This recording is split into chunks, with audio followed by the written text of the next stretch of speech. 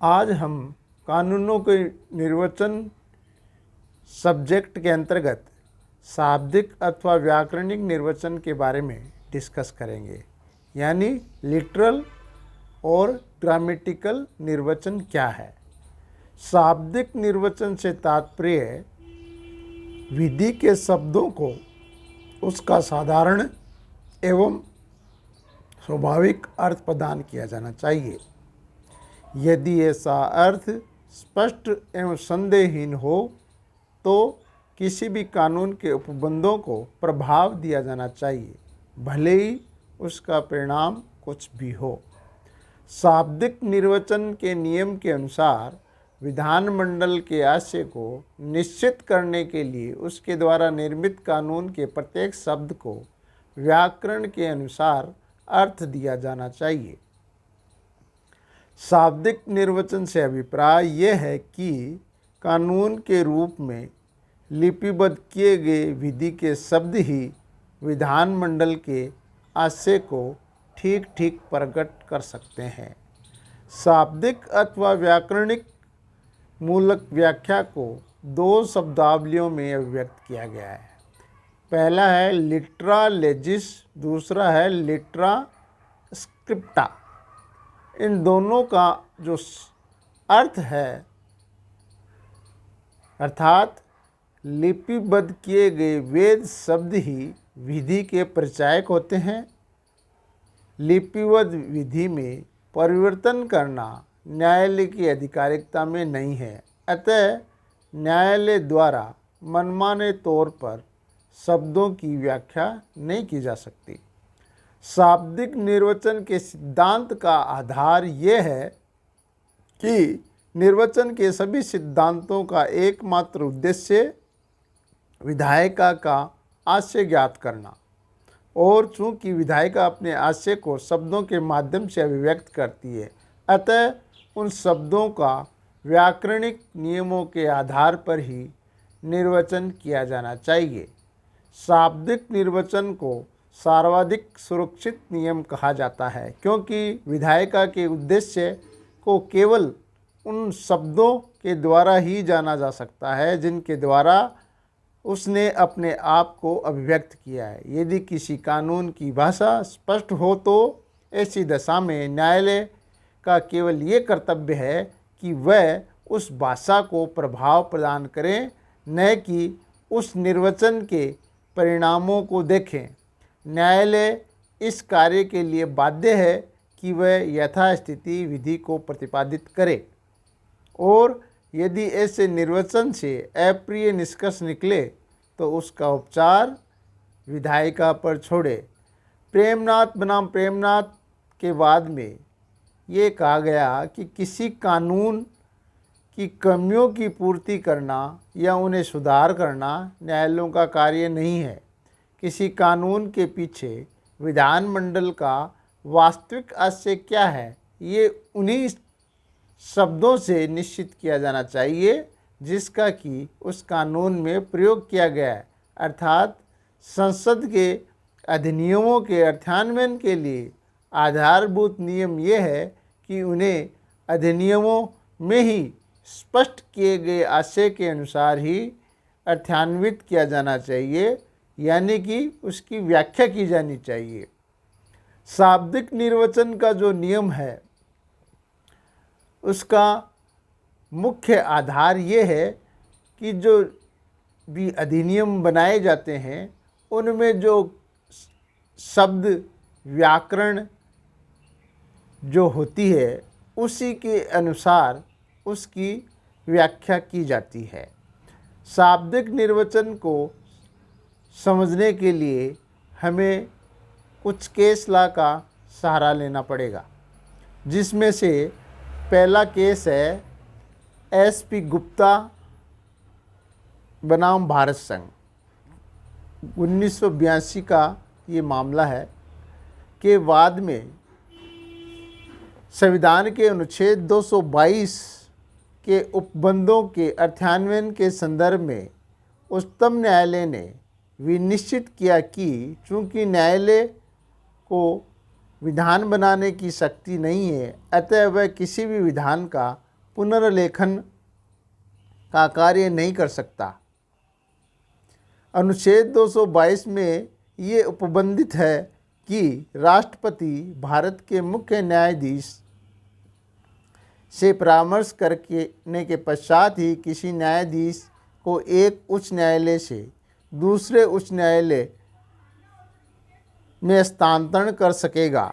इस बाद में प्रश्न ये उठा कि क्या न्यायिक स्वतंत्रता के संरक्षण के लिए स्थानांतरण करने के समय प्रभावित न्यायाधीश की सहमति ली जाए। उच्चतम न्यायालय के अनुसार अनुच्छेद 222 का शाब्दिक निर्वचन करते हुए ऐसी सहमति को आवश्यक मानने से इनकार कर दिया, क्योंकि इस अनुच्छेद में ऐसा कोई उल्लेख नहीं है।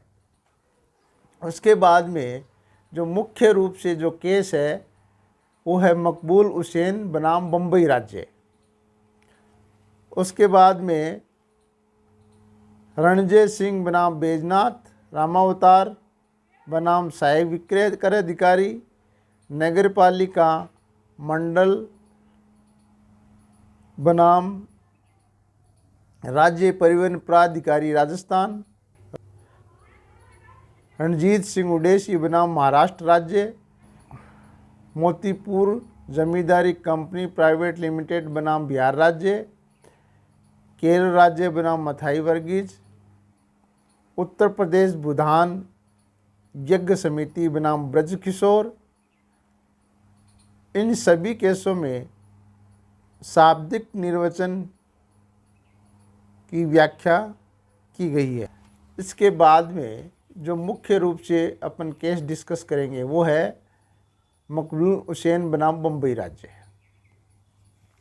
मुख्य रूप से जो केस है मुकमेल हुसैन बनाम बम्बई राज्य के मामले में अपीलार्थी बम्बई हवाई अड्डे पर अघोषित स्वर्ण सहित पकड़ा गया। सागर सीमा शुल्क अधिनियम 1878 की धारा 167 के अधीन वह स्वर्ण जब्त कर लिया गया एवं उस पर विदेशी मुद्रा विनिमय अधिनियम 1947 की धारा 8 के अंतर्गत मामला दर्ज किया गया।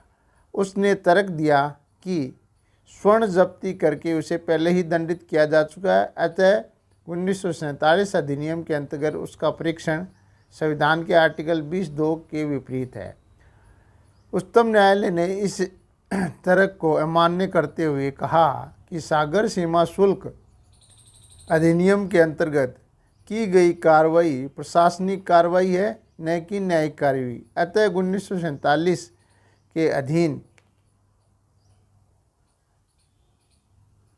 की गई कार्रवाई न्यायिक अभियोजन वैध माना गया। उसके बाद में मुख्य रूप से जो केस है वो रामावतार बनाम सहायक विक्रय अधिकारी के मामले में प्रश्न ये था कि क्या पान के पत्तों पर विक्रय कर अधिरोपित किया जा सकता है अथवा नहीं।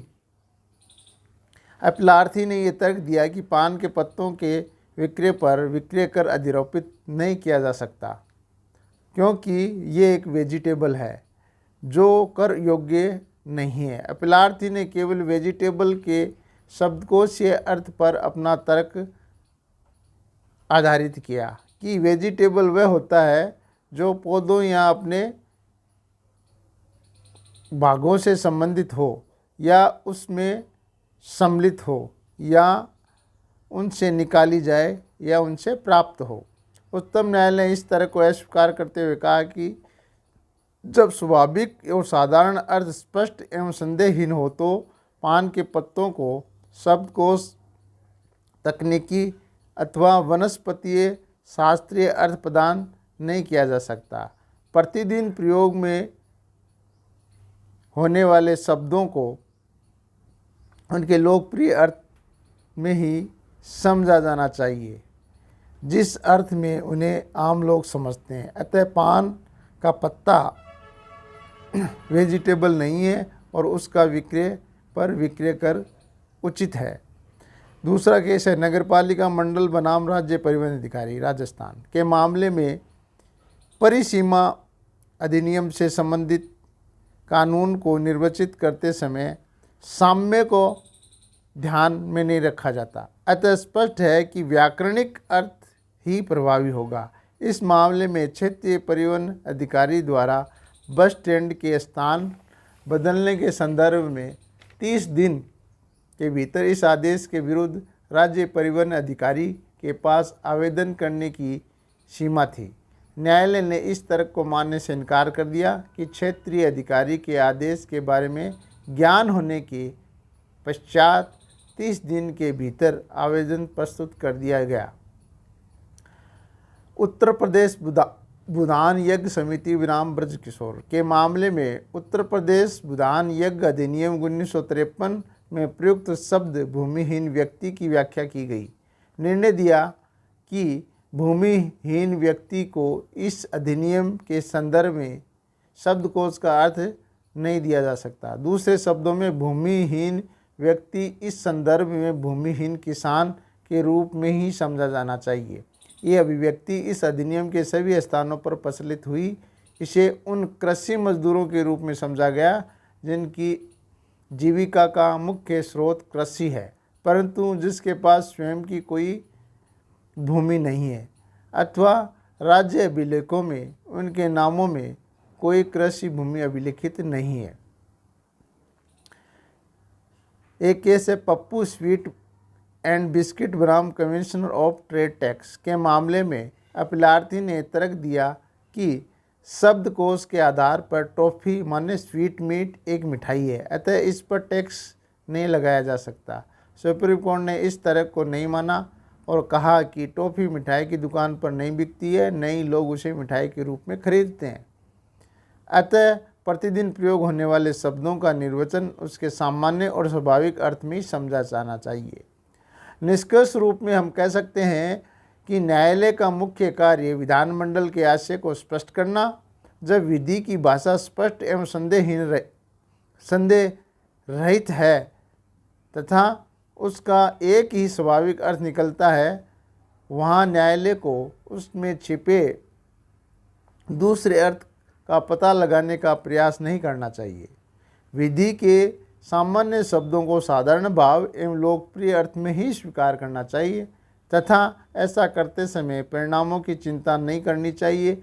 अतः जहाँ शब्द स्पष्ट है वहाँ कठिनाई, असुविधा और अन्याय आदि बातों पर विचार नहीं करना चाहिए।